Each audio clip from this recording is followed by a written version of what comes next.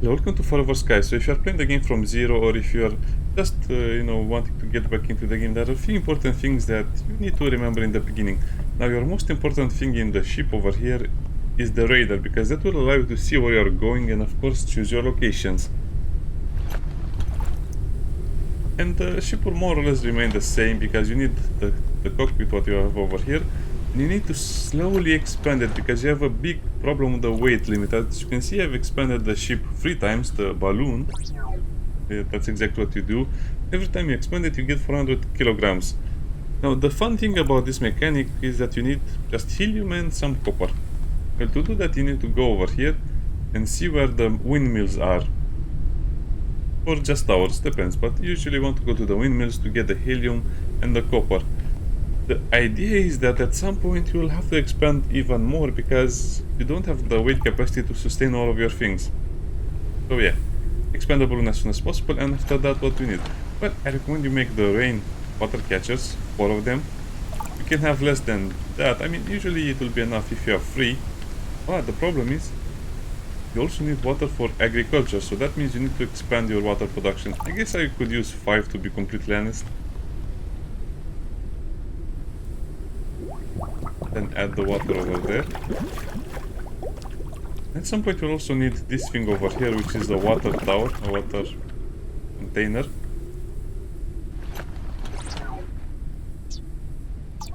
And you can build it, of course, from the fabricator. Now, there's a bit of a catch to all of this, because, like I said, windmill towers, and then the agriculture tower or the overground towers, and then go to the first location, that is the quest location, where it says you have to find Noah's location.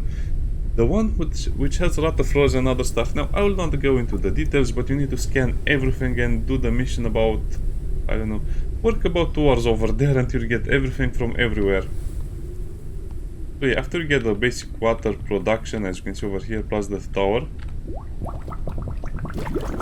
and the filtering station, I recommend you keep it close by. You have to worry about the food as well.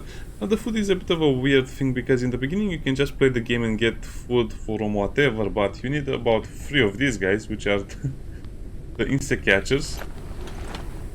And I also have a lot of extra lures for them, just because it's going to get very annoying if you just keep building one at a time, and you also want all of them to have the same lure at the same time, which is a little bit weird. Why? Because you'll be sending all of them to work at the same time. This is also very strategical, as you can see, because I put the insect catchers at the back of the ship, so even if you are docked, you can still send them to work, because if you put them on the sides, they'll not work. So yeah, put them on the end of the ship, and just when you park it in a way that they can still work. The rain catchers are still working, so as you can see, my resource production is still working very nicely. And you'll need at least 2 fabricators. You might even need 3. Over here I have the technology chargers, which of course need a battery. It's very nice to simply use them. Okay. You're mostly going to be charging your flashlight with it. And over here I have a few ladder rooms. You don't really need the ladder rooms, but they're nice to have just in case you want to, go up. The ladder rooms use a little bit more resources, but it's kind of nice to be able to survey your surrounding. But sadly, when you go up the ladder over here, you'll hit the balloon, so you need to crouch. So you can get a better viewpoint, plus you can also look around your ship a little bit. It's a nice view anyway. But it gives you kind of like a more unrestricted view of whatever is happening.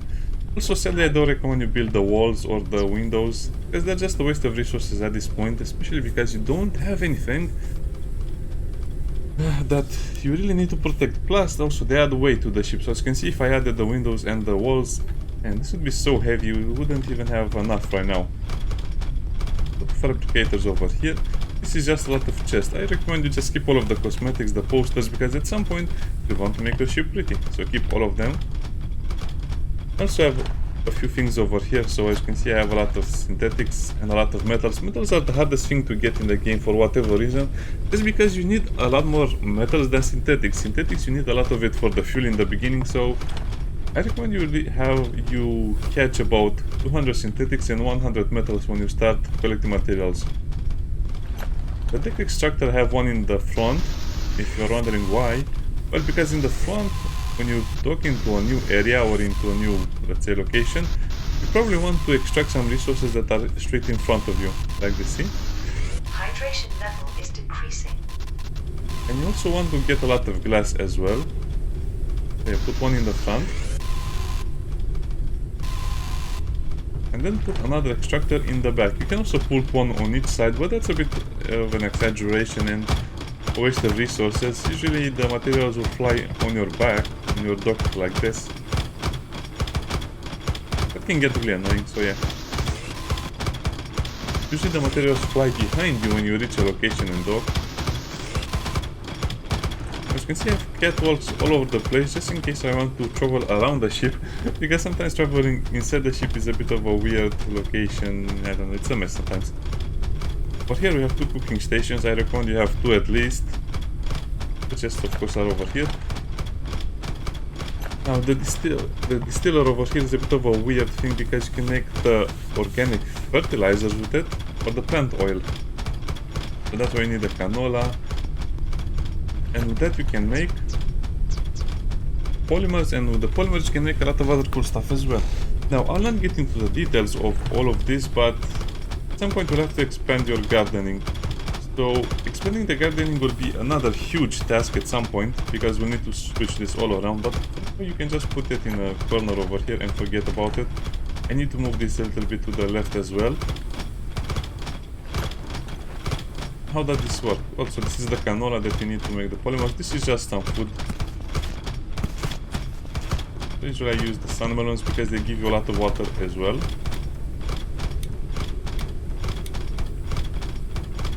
That's a bottle of organic fertilizer. So see, this is what you want to avoid. You don't want to use your big bottles for something so small.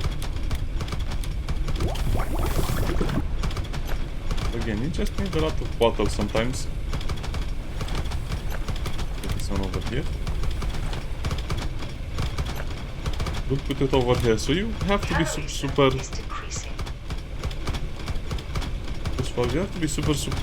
efficient about a lot of these things. And then you just, let's say, pick up the seed over here, plant the seed.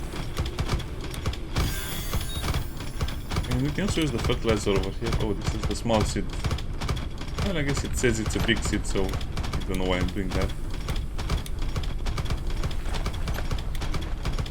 You don't really need to use the fertilizer.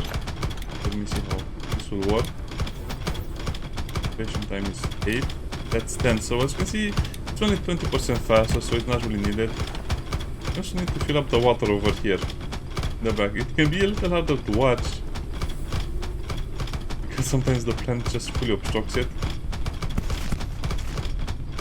So the boiled sun melon, as you can see, this also gives me 5 health, 10 food and 30 water.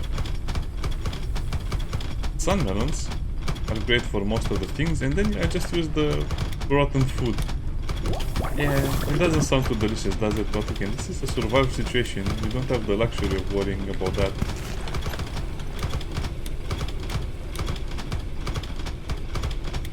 This bottle over here, because it's full of fertilizer remains. Also, if you want to catch whatever is here, it can be done.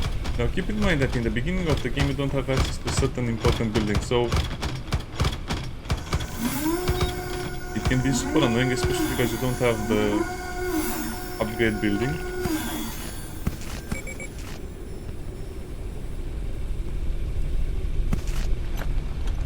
The Petite Astrid as well. And at some point you don't even need to sleep at all. The rotten food will give you the overcooked meal, which is 15 food, which is quite decent, I would say. Let's cook this over here. Now the plant will basically be much better when you boil it. That looks a little bit disgusting for whatever reason. Yeah. So I keep my bed over here so I sleep, and then I just simply navigate everything. Now the big problem will be the upgrade station. So as you can see, everything will need a power unit. Solid state battery. Now you need to visit a lot of locations. Usually every location has a solid state battery, and you need batteries for everything. You need one over here for the chargers, for the research station, Even for this thing over here, you'll need a solid state battery. Fortunately, you don't need one for the purifier, that will be terrifying, and for some other things as well. As you can see, this will just give me 10 energy, so right now I don't even need to sleep. Kind of terrifying, but hey, that's how it works. And I think where people will get a few things wrong is that, remember, you have over here research that is done for certain stations. Now, for the upgrade station, which I don't have, it might be a little bit confusing because you can research stuff that you cannot use. This is the, I don't know, the weird thing for me. The balloon core. You can also add parallel balloons to increase lift capacity, but I think this will be for a little later when our ship is the size of a city. The airship workstation over here, as you can see, it's more or less for the painting.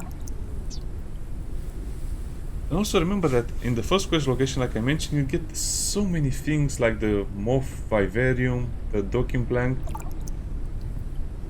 And you can just put in the you can just put in the components without even having all of them. The epoxy, I haven't figured out epoxy yet. Just found a few in the quest location. Like I said, I found so many things in the first quest location you wouldn't even believe how many there are. This I found in another city.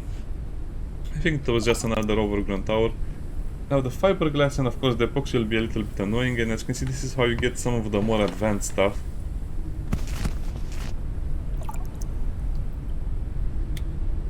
I have a lot of food. The mobs are also a great source of food because it's just pure food and a lot of it. That's kind of it. As you can see, if you can manage your resources very, very nicely, you don't even need to sleep, you don't even need to do much else. That over there. Sadly, the chest will have to be of your own design and you have to remember where everything is, but usually the research station will have the rare materials and some of the things I don't really use anymore. You only need one of each because you can recharge the technology. I guess I can show you a little bit. Full charger, as you can see, has the battery 61.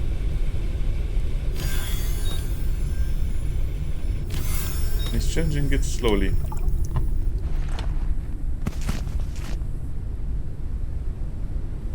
Overcooked meal is still a meal.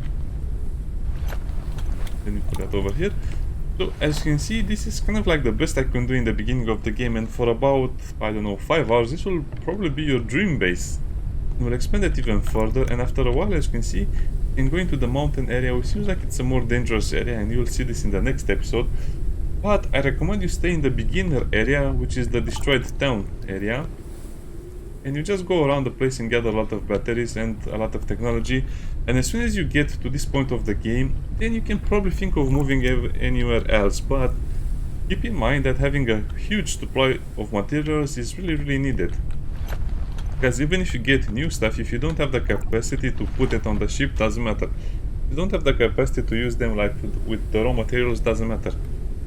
Man, you'll also need a lot of food, because these things eat a lot of food, and you can switch from synthetic to another type of fuel, but that will also be a huge thing you need to do. Because the biomass fuel, for example, you'll use biomass and clean water. The biomass is just shaving the grass off the patches of those garden towers, but you also need the water. So as you can see, water production will need to be increased a lot more than this.